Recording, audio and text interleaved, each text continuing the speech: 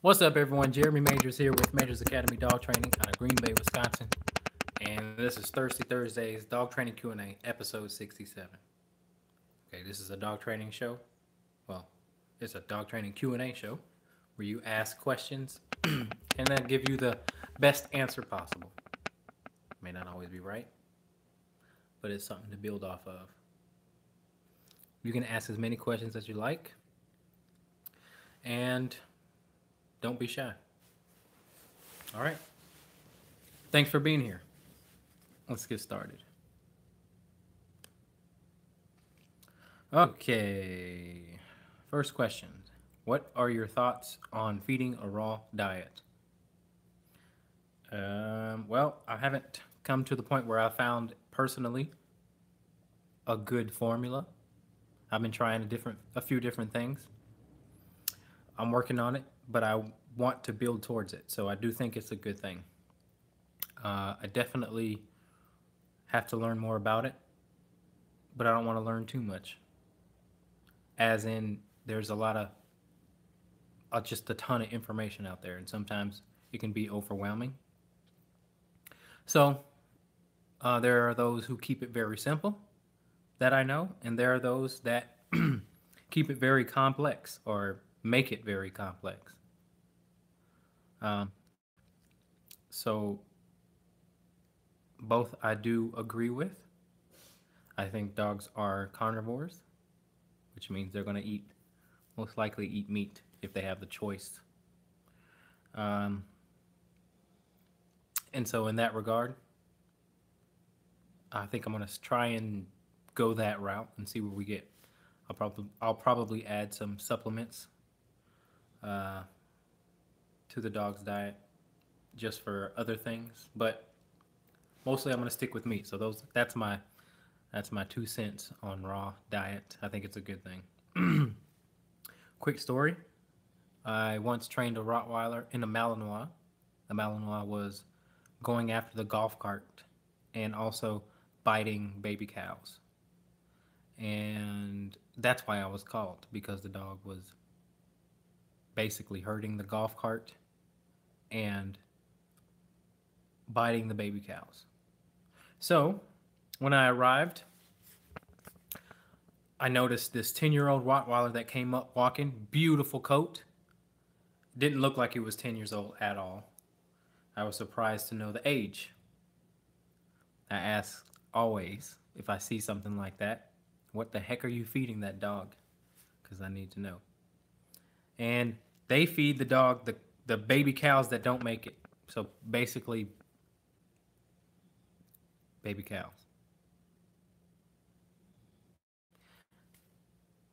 Proof is in the pudding. Beautiful dog. Great structure. Still was in good shape. Looked like a 3-year-old dog. So, all meat too. That's it. That's the only thing she fed the dog, was nothing but meat. Keep in mind. Okay, people need to hear this. Keep in mind that there's tons of dog food out there that are mislabeled, right? They don't label the ingredients accurately. A lot of dog food have carbohydrates. They don't list carbohydrates. And carbohydrates are not good for dogs. Keeps them fat. Okay? So I'm just going to tell you a little bit about what I know about dog food. Because there's a lot of people that come to me with dogs, and I immediately say, you don't need to feed your dog that anymore. And one of the things that I do know that are right away bad for dogs is byproducts. Okay, so if you look in the back of your dog's food and look on the ingredients, and it says byproducts, chicken byproducts, whatever it is, lamb byproducts, that's not good. Okay, I know that for a fact. So I don't know a lot about food, but I do know that. Byproducts are bad. Avoid those. Okay, and usually those are the ones with a lot of sugar. Now, I am everything. I have to learn everything that has to do with aggression. And I have heard from many good trainers that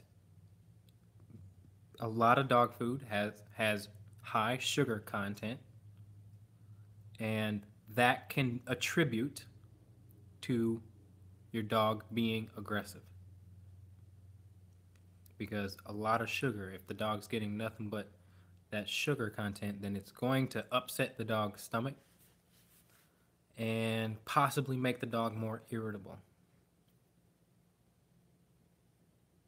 So that's why I am trying my damnedest to go towards a raw diet. Because you cut out all that crap that could be possibly processed in the dry kibble. All right, that's about it. That was a lot for that question, but I think people need to know that. There's tons of people who are good dog owners but feed their dog crappy food. So,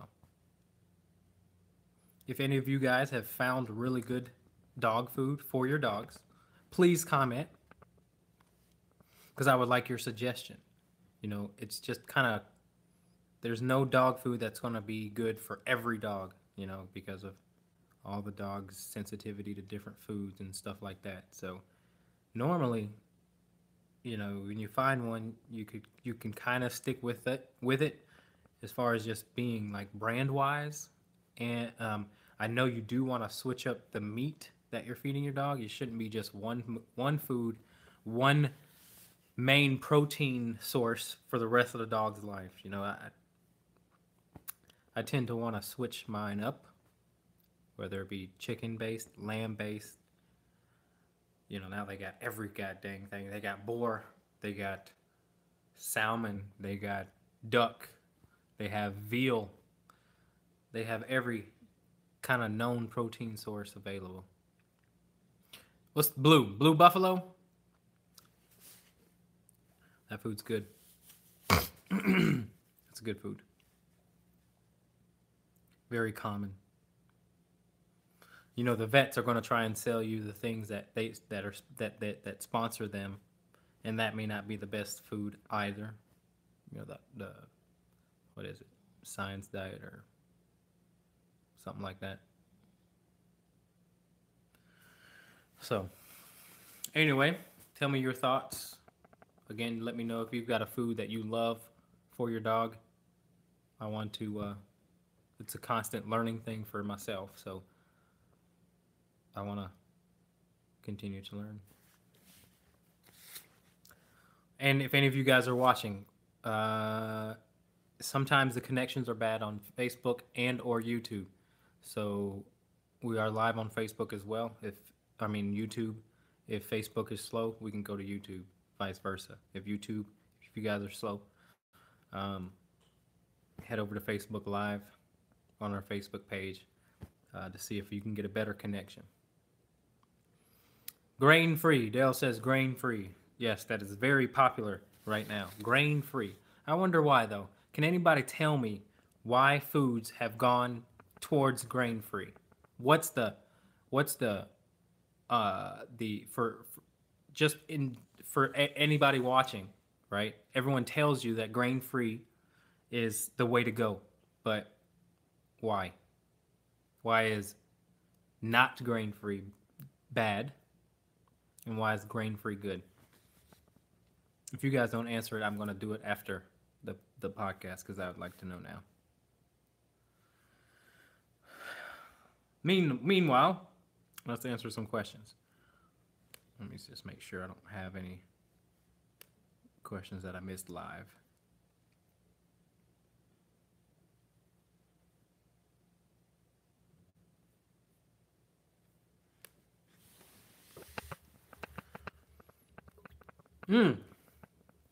Holy crap, man.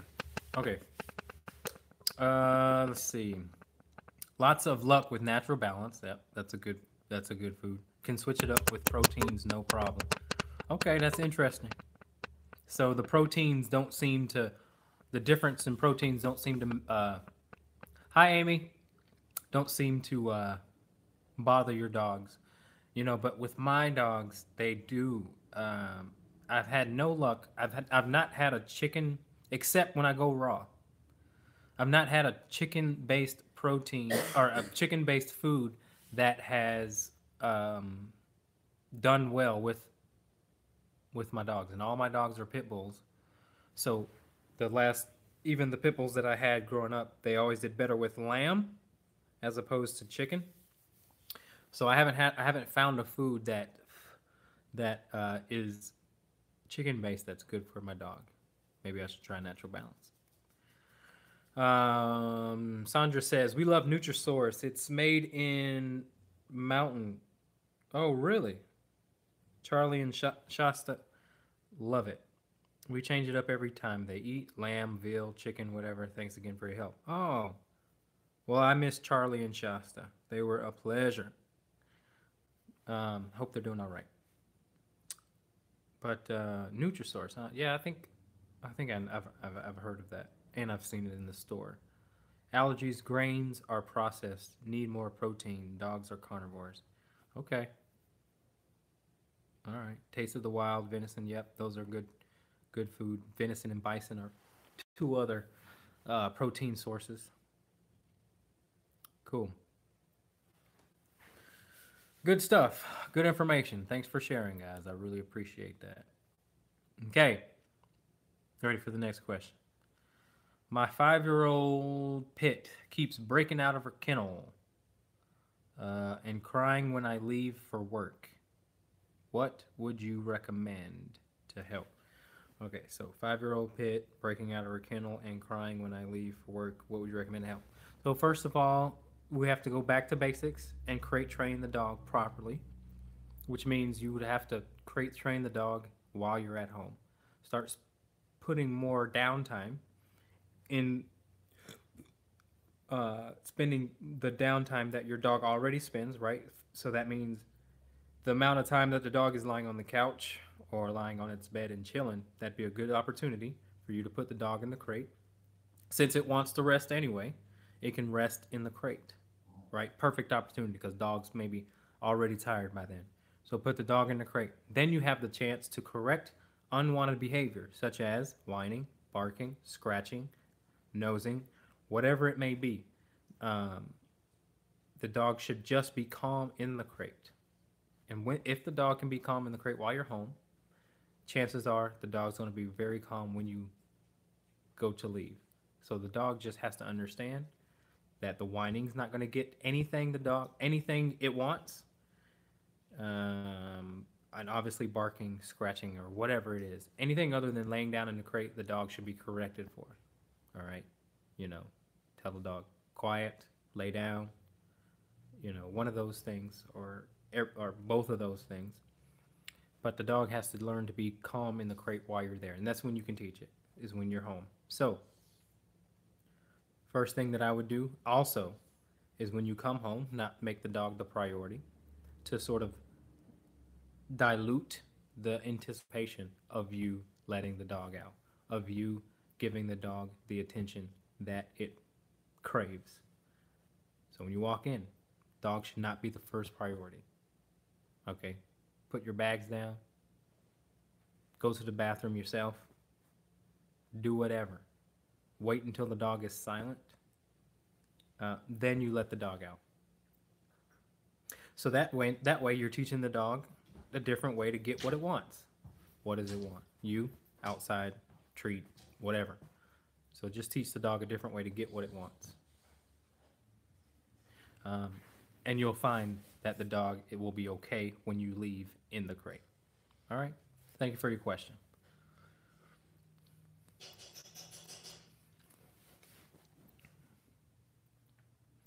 So a little update on the dogs that we have in for board and train.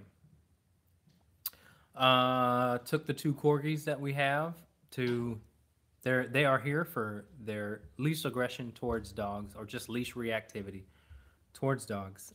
Um, that's about it. I mean, and they also are learning just basic obedience, obviously. But it was 15 degrees outside up here, so I assumed that we weren't going to be able to find any dogs out on our walk. So what we did was went to a pet store and didn't see any dogs. Um, just saw a bunch of humans. Didn't see any dogs. The dogs did great. Now the interesting part about the two their brothers uh, is that the the the the the one with the black and tan and white fur coat, that dog is the more insecure dog.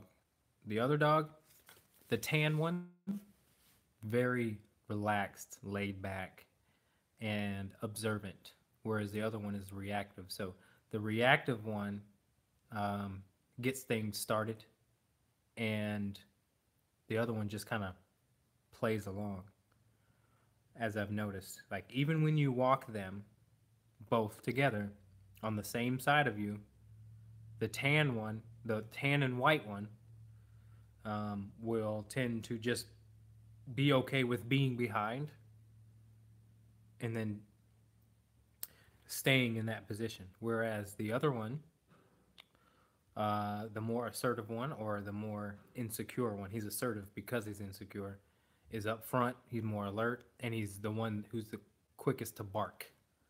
You know, he's the one who's more insecure in that regard. So 9 times out of 10, if you can get the insecure one to be more invested in you, or not invested, but in tune with you, then the the uh, the other one that's kind of more submissive in that regard uh, won't react. Okay, so corgis obviously are, you know, by default can be in general can be a controlling type of temperament, and so they like to take control and all that good stuff. Um, but it's interesting to see, even out with my dogs, the one who's really cool and social and relaxed, again, is the one who's walking behind the insecure one, and the insecure one does not want to go around my dogs, right? Um, Cedric and Calvin, I believe the dogs' names are. I think yeah, Cedric and Calvin. I always get them too mixed up though, so I don't want to confuse you. So I'll just say the dark one and the light one. The light one is the laid back, more chill, like easygoing guy. The dark one is the insecure one, and the barky one, and the one who kind of sets off the whole. When they see a dog, they both just go kind of berserk. Um, the interesting part is seeing their behavior when you walk them alone. You know what I mean? Because in some cases, the laid back dog, which would be the light skinned one, sometimes within your pack, right? You have an assertive, what we would call assertive, which means the one who barks first, the one who's kind of pulling on leash or attempting to continue to pull on leash, and then the one that's okay walking behind. Um, if you walk them alone, you'll start to see maybe that the one that's kind of subdued will take the place of the barky role, the insecure role, right? I observe that in a lot of dogs and a lot of people that have packs or just a couple of dogs, and one of them for the longest never barked.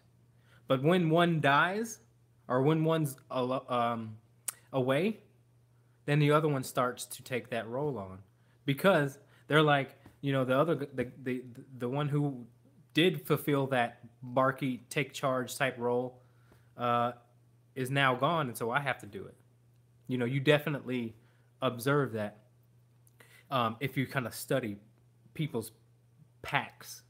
There's always one that's going to be the most cautious or assertive or something like that, and the more subdued one may be subdued because of that reason, because there's already another dog in the pack that is more assertive, forward, and all that good stuff. Hope that's making sense. I'm kind of rambling, but that describes those two corgis.